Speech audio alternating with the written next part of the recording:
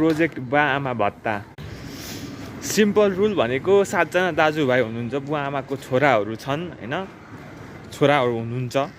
Okay, सबैले चाहिँ 1000 रुपियाँ महिनाको दिनु पर्यो बुवा आमालाई। अनि त्यहाँदेखि हरेक घरबाट यदि कमाउने नाति नातिना छ भने हैन, नाति नातिनाले पनि 500 या त त्योभन्दा माथि, छोराहरूले पनि 1000 या त त्योभन्दा माथि एभ्री मन्थ दिनु पर्यो। That's a simple rule. दिनु भएन भने जस्तै कि वैशाखमा छुटेर चाहिँ जेठमा दिनुभयो भने त्यो वैशाखमा चाहिँ नदिएकै नै गनिन्छ।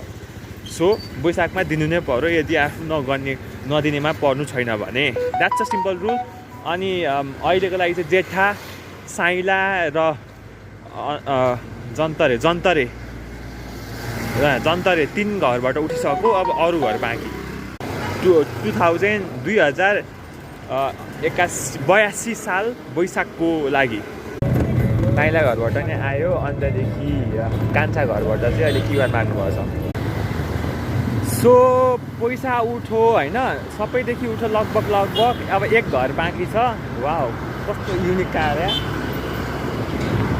यार, फर्स्ट टाइम देखेको मैले त्यस्तो। ओके, एनिवे यहाँ म सोच्दै थिएँ ठाउँमै छुटेछ यार।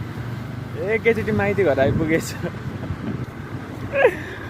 सेट धन्न अलिकति समय छ क्लास सुरु हुनुभन्दा अगाडि, नत्र त अब पर्खिनु। Okay, so first of all होइन, फर्स्ट कुरा भनेको चाहिँ एभ्रिबडी टुक इट सिरियसली होइन। आई एम भेरी ह्याप्पी होइन, त्यसको लागि चाहिँ म एकदमै खुसी छु। ओके, अब यसमा भनेको अर्को के भने अब यसो हो के अरे, अब पैसा चाहिँ आयो होइन, तर अब के गर्ने। आई मिन अभियसली अब यस्तो हुन्छ, बुवा आमाको खर्चहरू चलाउँ भन्ने कुरा हुन्छ।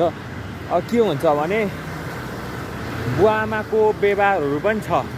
ओके, तर अब पैसा सबैदेखि उठेको छ भने चाहिँ बुवा आमाको व्यवहारमा चलाइयो भने त मान्दैन नि त होइन। जस्तै कि अब एकजनाले व्यवहार गरिदिनु भएको छ अनि अर्को मान्छेले चाहिँ त्यसको जस्तै कि ब्याज दिन या त काहीँ दिनु भनेर त्यो त मान्नु हुँदैन नि त। सो यो चाहिँ प्युरली बुवा आमाको हितमा जानुपर्ने हुन्छ होइन। यदि यो इक्जाम्पल राम्रो बसेन भने अर्को पालिदेखि पैसा उठाउन गाह्रो हुन्छ। सो यसमा चाहिँ मैले आई थिङ्क 2टा भाग गरेको छ। एउटा भनेको 3टा भाग, इमिडिएट, अनि त्यहाँदेखि लङ टर्म, र अर्को भनेको सेभिङ्स होइन।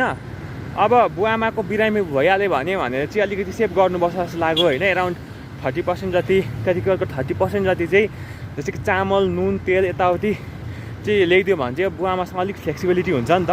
अनि अर्को भनेको चाहिँ सेकेन्ड नम्बरमा, थर्ड नम्बरमा आउँछ हुन्छ नि अब नयाँ